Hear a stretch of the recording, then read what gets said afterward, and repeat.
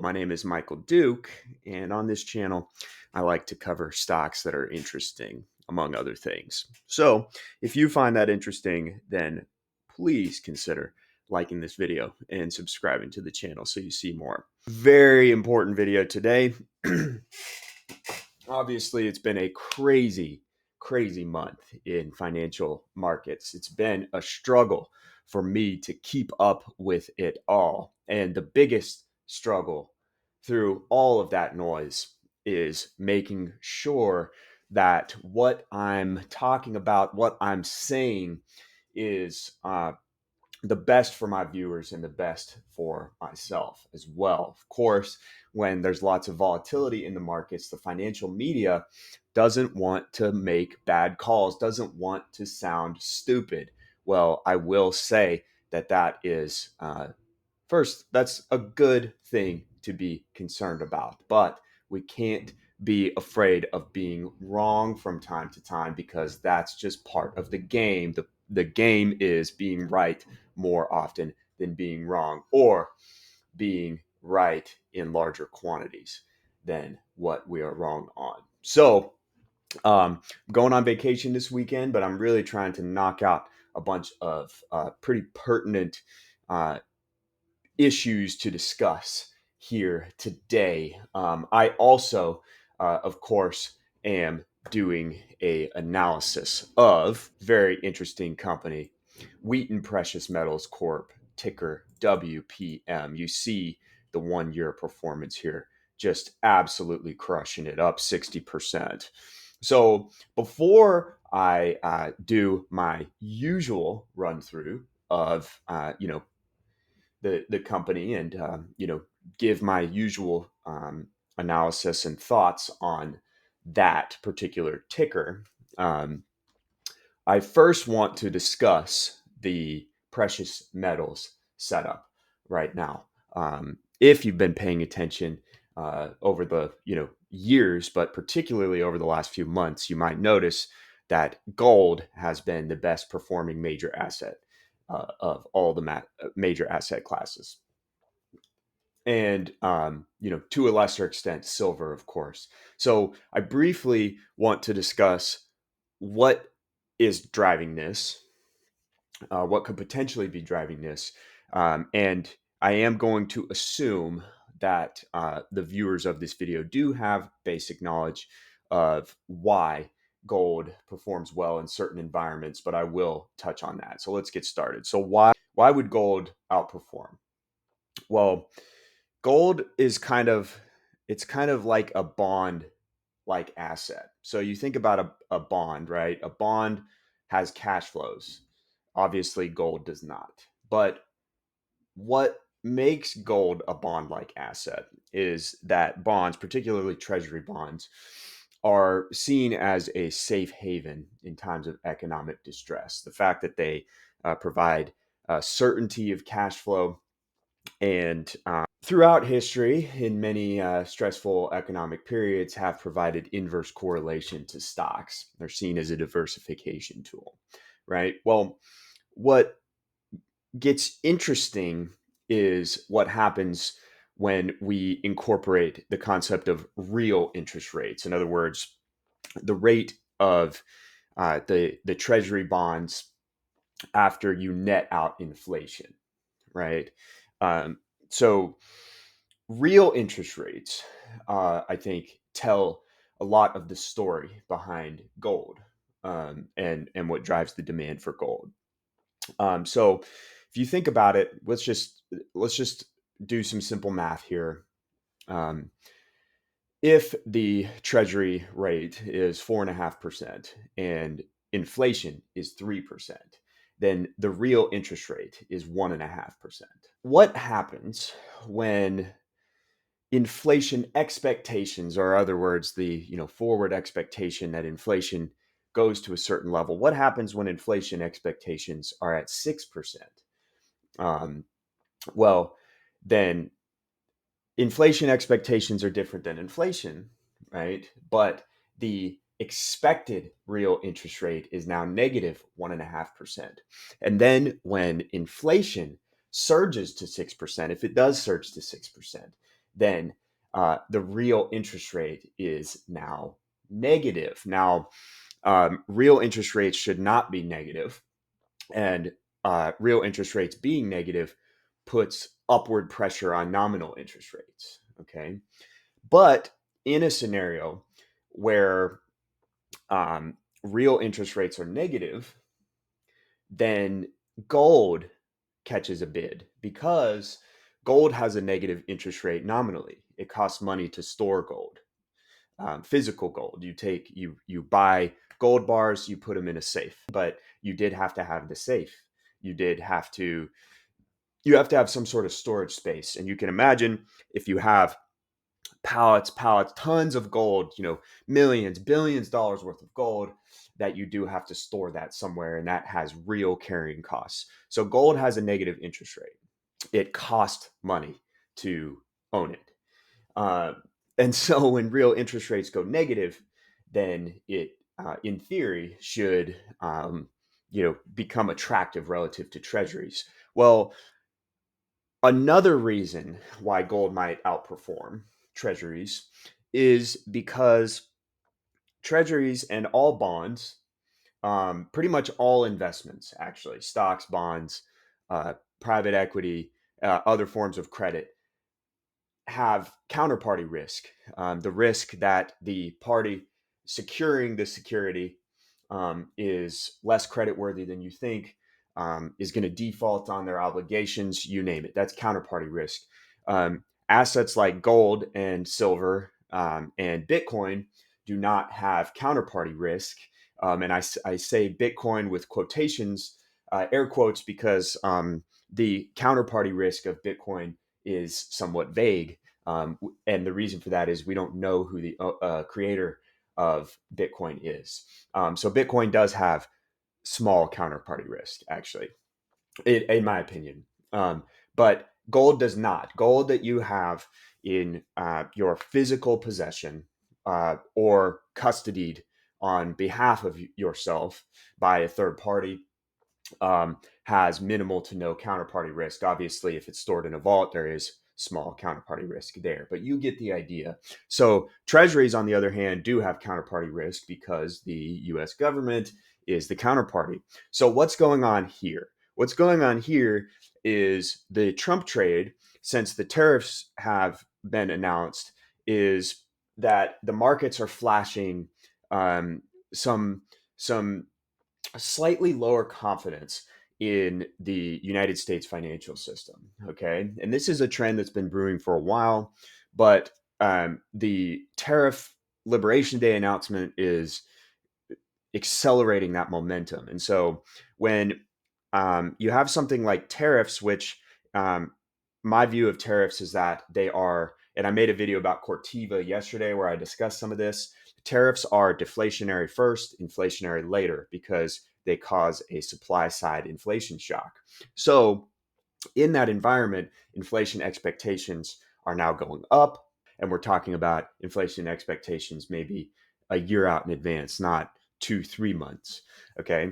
So the threat of tariffs, they create deflation and inflation expectations. Now, gold also should, in theory, perform well in deflation because although cash is becoming more valuable in deflation, there's more counterparty risk in deflation, right? So again, gold should catch a bid. And if you want to check my work, what I suggest is that you find data of the gold price over time and as far back as you can and track that versus interest rates versus recessionary periods and whatnot. We're going to do some of that today. In fact, we're going to do some of it right now. In orange, we have the gold spot price.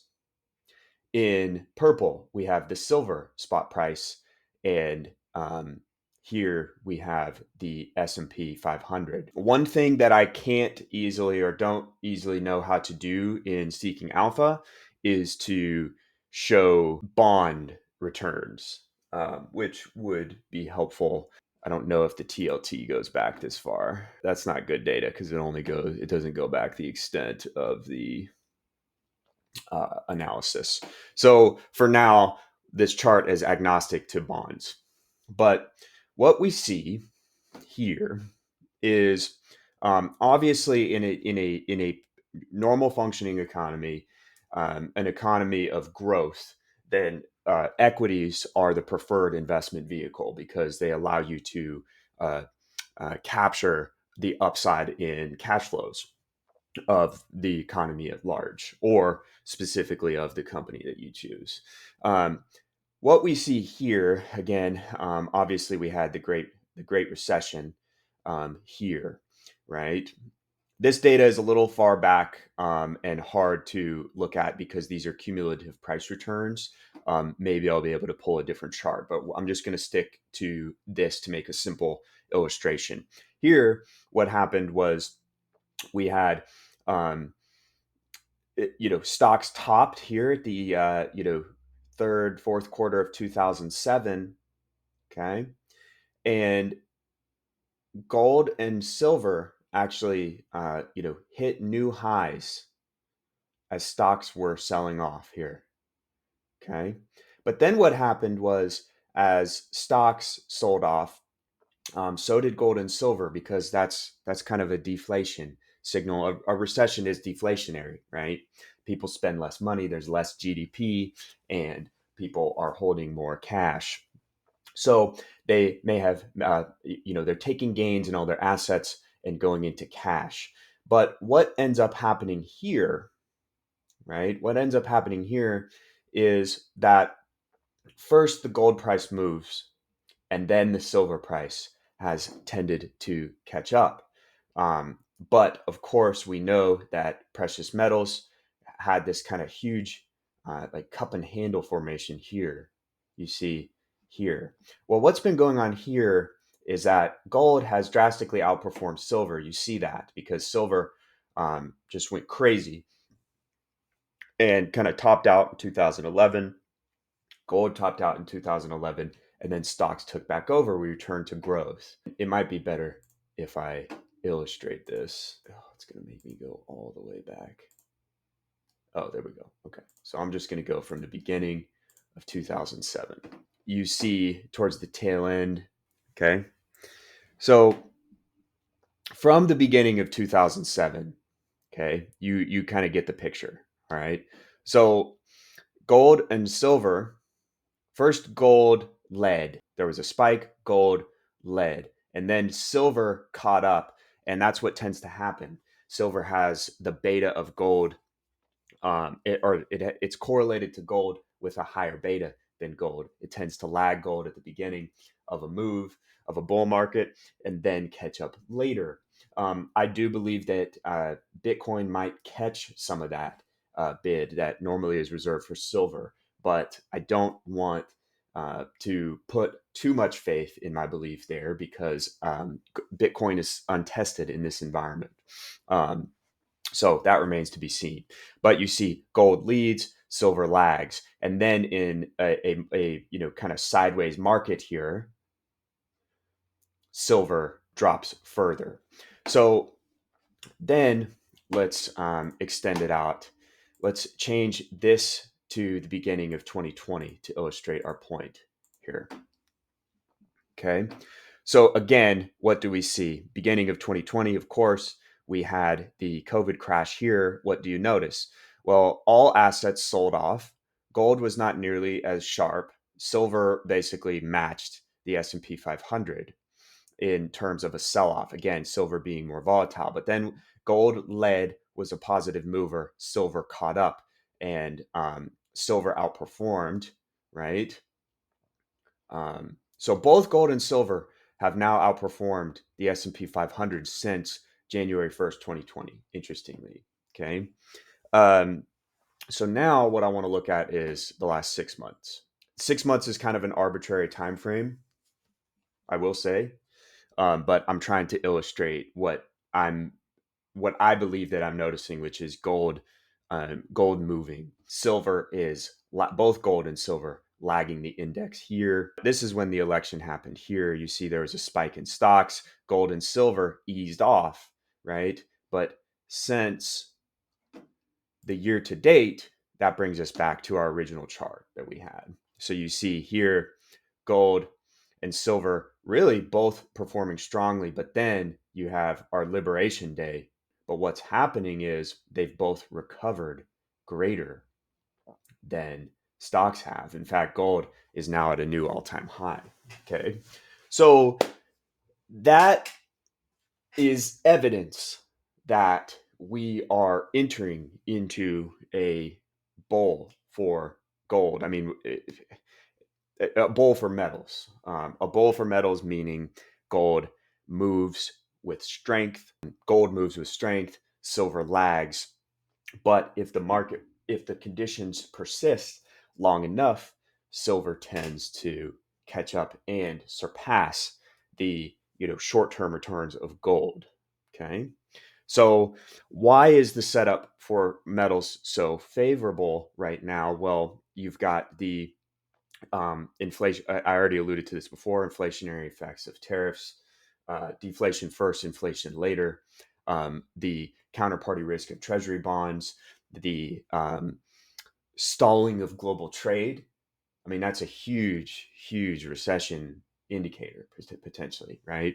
So all of those effects are very stimulative to the precious metals market. And so, um, if you were wanting to further hedge tail risk, the tail risk of a prolonged trade war, maybe even a kinetic war, any sort of macro risk you can think of right now, um, then the best thing would have been to buy gold 5 years ago. I'm just kidding. If where you're at now is how do I hedge and attach some correlation of my portfolio to the metals market. If you believe that there is a bull market, well, you could go out and you could purchase bullion, gold or silver. I think everybody should have a little bit of that. But if you wanted to intelligently do so quickly without necessarily worrying about the custody of the physical assets, then that's where we turn to our company here, Wheaton Precious Metals Corp. So this company, if you're unfamiliar with it, it's not a mining company, it's a streaming and royalty company. And there's several of these companies that exist. This one is one of the largest, if not the largest. It might be the second largest. It's one of the top five largest, certainly. We see $38.5 billion market cap, based in Canada. So why? What I want to discuss now how the company makes money, and it's very, very simple.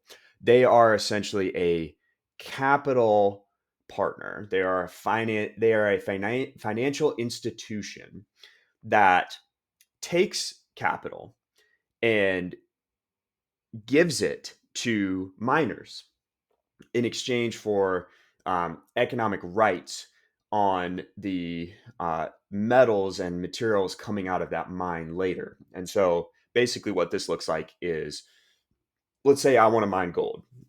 Michael Duke Enterprises wants to open up a gold mine in Nevada. And let's say I need $100 million to do that. And, I don't know about you guys, but I don't have $100 million laying around. I need to get that from somewhere. Right. So let's just assume that I already have the mineral rights to mine gold, and I make the discovery on this particular piece of land. I already have that. Now I have what I need to start the project, but I need capital. So I could sell shares on a stock exchange. I could IPO the company that has little to no revenue with the promise of this great upside. Okay, or I could do that, and I could issue a bunch of debt. But that might be hard, and the interest rates are probably high because, again, all I have are economic rights. I could go to a streaming company in the way that streaming companies provide non-dilutive financing, meaning non-equity. It's not an equity investment. They don't get a piece of your entity that owns the rights or owns the mine. They're not going to own a piece. They're not going to be your partner.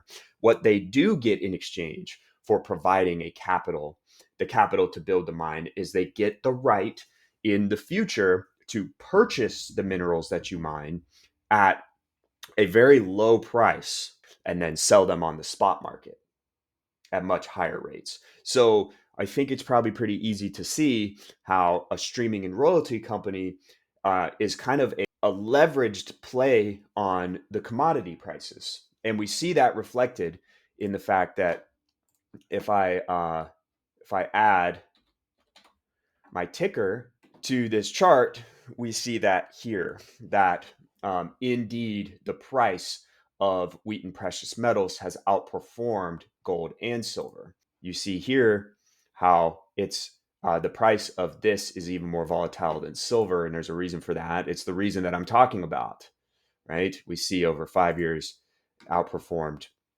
and here it's outperformed. So just to illustrate what I'm talking about is very, very simply put in this graph here. This top chart is gold. This bottom chart is silver. See these bottom numbers here? Those are the costs. Those are the costs per ounce of the material that they're able to acquire. And then their operating margins on top is the spread that they're able to sell the on the spot market. Okay, you see I mean, just think about how powerful that is, right? So one thing to note, you see how the costs go up. You see how the costs go up. Well, um, I don't have the contracts in front of me as to what price they are entitled to purchase the precious metals at. But if I had to guess, again, take a look at this, you see the blue represents the total amount of capital that they've actually deployed. As they continue to deploy and the prices of the metals increase, the costs of the mines increase, so on and so forth, the cost structure increases, that slowly increases their costs. But you do notice here that it's not just a straight line up; they go up and they go down. So there is a little bit of that we need to be aware of. And this chart here is the gold price. You see how when the gold price spikes, it obviously increases margins. So again, why would a mine choose this form of capital? Well, yes, it's non-dilutive like debt, but no fixed payments. Although the streamer, in this case, Wheaton Precious Metals, is later going to purchase the minerals at low prices, far below the spot market, they still are a customer of the mine, if you think about it. So it's a really, really good model for the mine company, because although it does handicap their total margins to a certain extent, it allows them to get funding without giving up equity or without taking on the fixed obligations of debt. And if we take a look at this, you see here that based on the company's stated analysis, they say cash flow sensitivities indicate a 50% increase in commodity prices could result in over a 60% increase to cash flows. In terms of streaming companies that are of a certain size, Wheaton happens to be the one with the most silver exposure, at least as far as I can find based on my analysis. It's the one that has the largest percentage of revenue from silver as opposed to just gold. And here's why that makes this a very interesting prospect at this particular moment in time. And that's because although the prices of both gold and silver have moved, I do believe that we are in that initial phase. Again, you see here, we're in that initial phase where gold front runs silver. In fact, we can get an idea of what I'm talking about by paying attention to the gold to silver ratio. You see here, remember this period in 2011, that was where silver outperformed. So when this chart goes down, it's because silver is outperforming, right? So in other words, there's upside in silver potentially if you are convinced that we're in a precious metals bull market and silver is lagging. Well, we see here that for only the second time in the last 30 years that the gold silver ratio is above 100. In other words, 100 ounces of silver equals an ounce of gold. And we see here it reached an all-time high in the COVID crash and then drastically dropped. So we know when this is dropping fast, silver is outperforming. And so that, to me, makes this the fact that they have roughly 40% of their revenue. I think these are their volumes. Yeah, so here's your ounce volumes. These are 1,000 ounces. These are million ounces, I believe.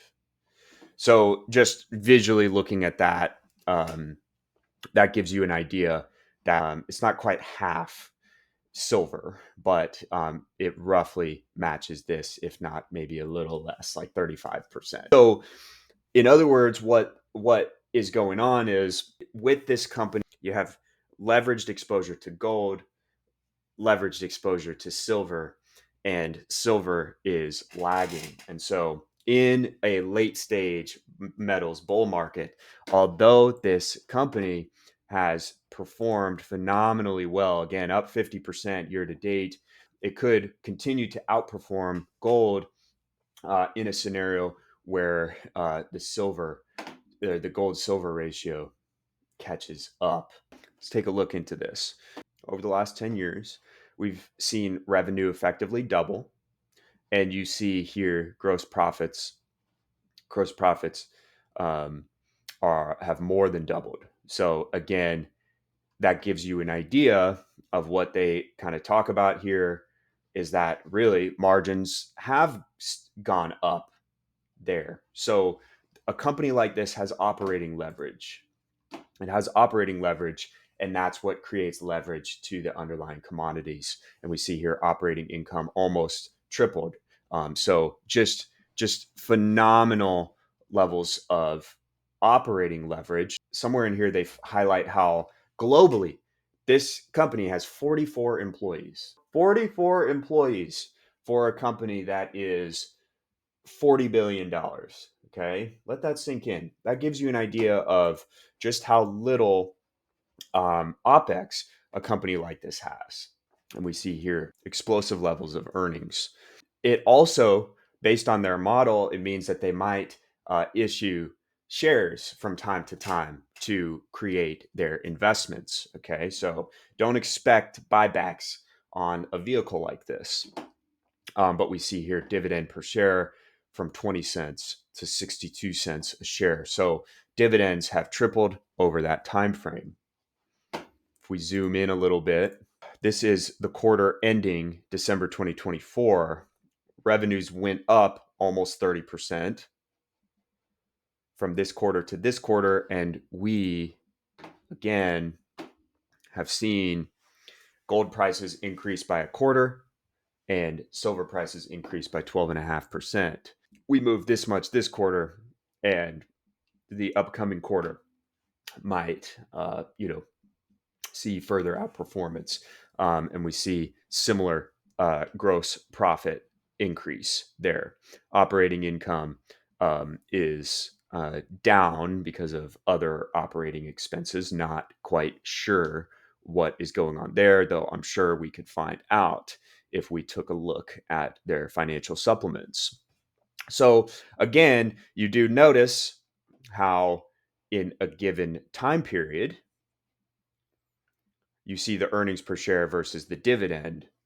So the payout ratio is very high, but that, kind of like another company we looked at, CME, that had basically 100% payout ratio.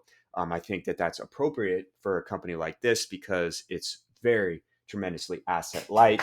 Their true expenses are the office space, employees, and then custodying and taking delivery of the gold that they purchase, and then they need to sell it. So marketing, sales expenses, stuff like that. Very, very asset light.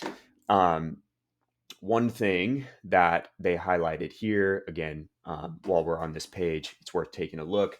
They have the total average rolling multi-year return comparison. Here's gold, here's silver, and then here's Wheaton, right? And then this right here being the gold miners ETF. We see that Wheaton has been the best performing asset out of all of those. Has it been the best performing asset versus other royalty and streaming companies? I'm not sure. Obviously, they're not going to highlight those numbers in their deck. Here is a comparison to some of their other competitors. We see that Wheaton is more of a pure play precious metals type of deal. Where was the thing that I was looking for where they talk about their liquidity? Somewhere in here they discuss their liquidity. What am I missing? And then here are some of their acquisitions. The first acquisition being in Mexico in 2004. You see the attributable production payment, all that. So you do notice how there's differing terms, but most of these more recent, capital deployments are, you see that it's a percentage of spot. So that's different than fixed. Again, you see here this being fixed, right? They each have their trade-offs, fixed versus percentage of spot. But the idea is that some of them are fixed and some of them are percentage, creating enormous operating leverage. So how do you value a company like this? Well, it's kind of hard. You see here that the price earnings forward of 41 times, you look at that and you're like, ooh, my goodness, that is expensive. But remember what we're doing here. So if you were to buy gold, we talked about how it had a negative interest rate, how it had a negative, it doesn't pay you, you pay to own it, right? So the earnings multiple of gold, right? There is none. In fact, it's negative. So when you're investing in an asset like this, potentially, does it make sense to look at the price earnings multiple and feel like it's not a deal if it's 40 times? Well, I think that is really the wrong way to look at it. We see here in the valuation, by every traditional metric, it's a enormously valued asset. Like, you just can't make sense of it. I mean,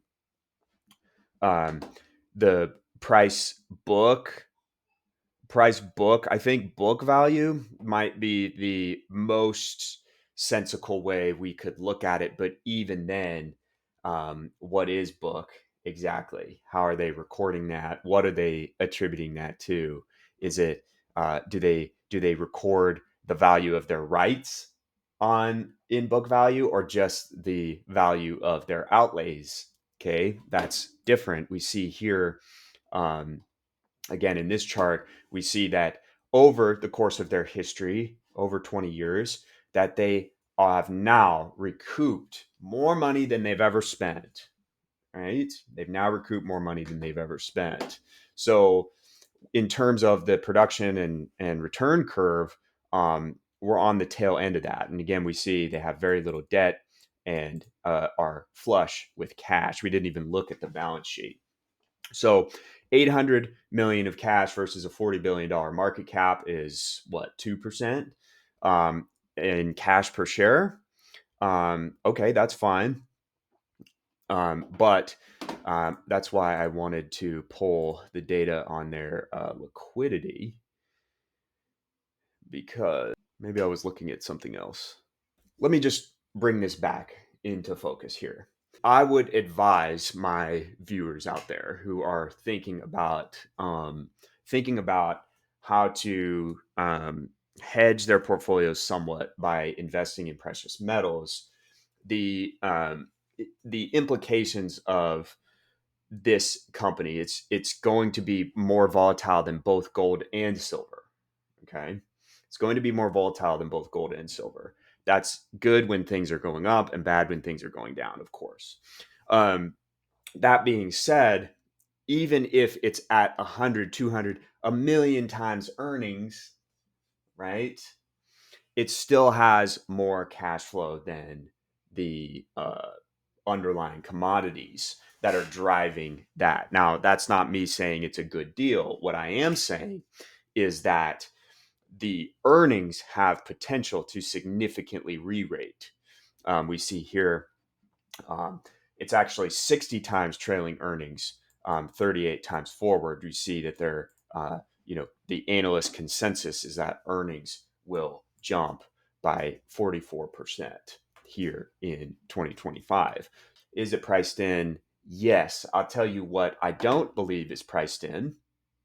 And I urge my viewers to do their own diligence here. Again, this is not financial advice, and I'm not recommending anything. I'm just highlighting an interesting way to correlate your portfolio to precious metals. What might not be priced in is that the magnitude to which silver might move in excess of gold. It is priced in somewhat, surely, but it can't fully be priced in because it's unknown, right?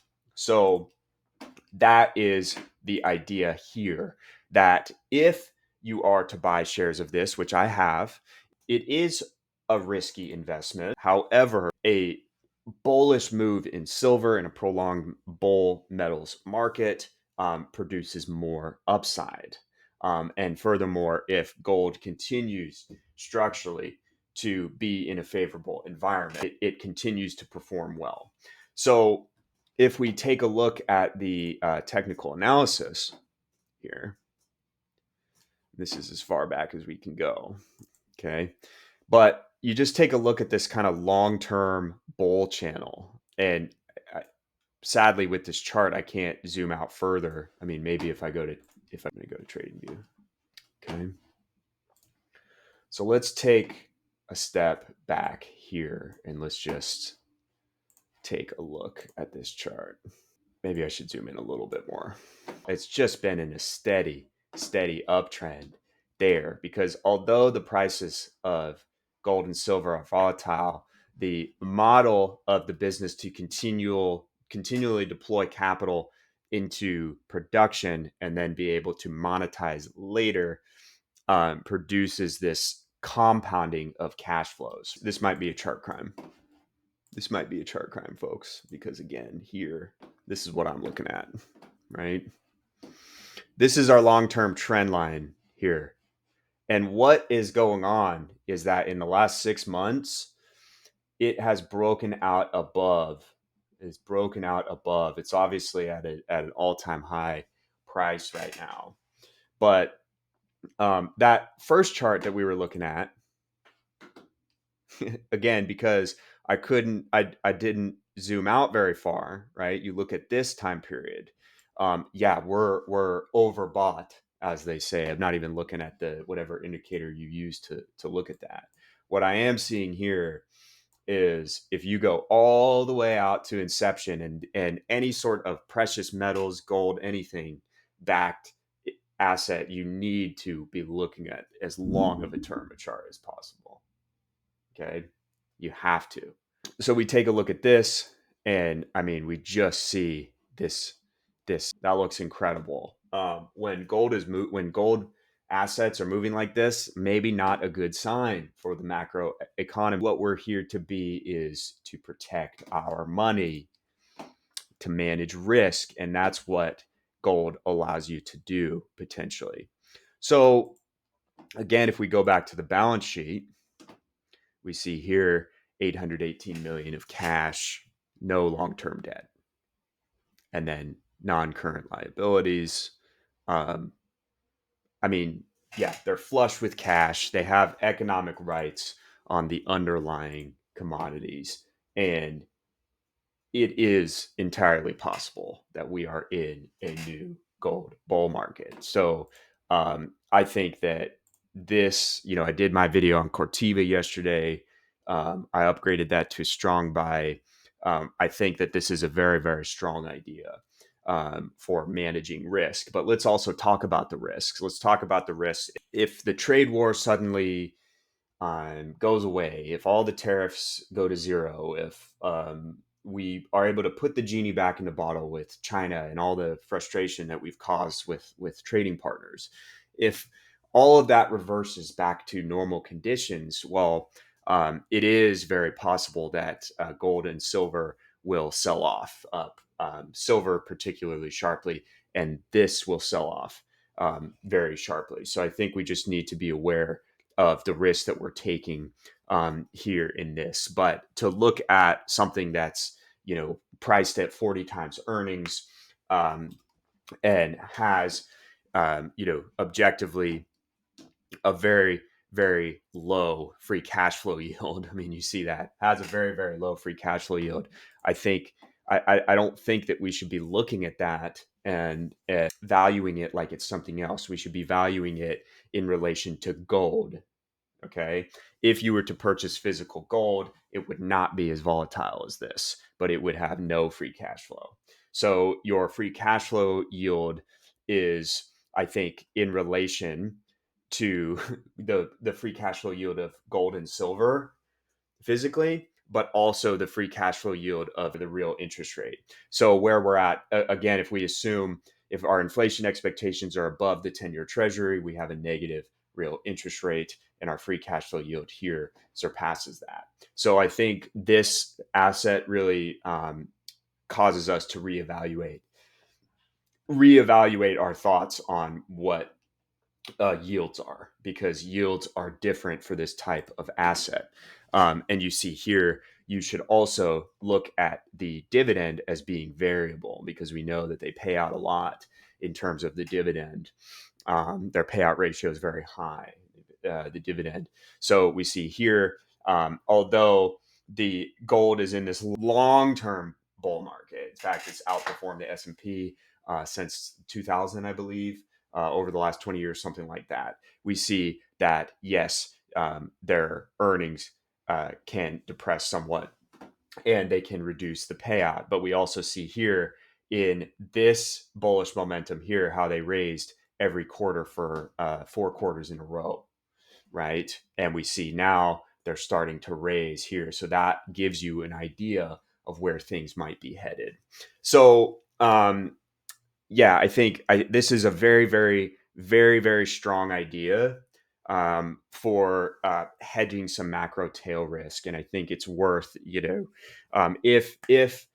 that's what you're looking to do, and that is how you're approaching a macro aware portfolio, and you're hedging tail risk of a sharp recession, a freight recession, all that you expect this to be volatile, but it's a very, very, very strong idea, and it certainly has low correlation to other stocks.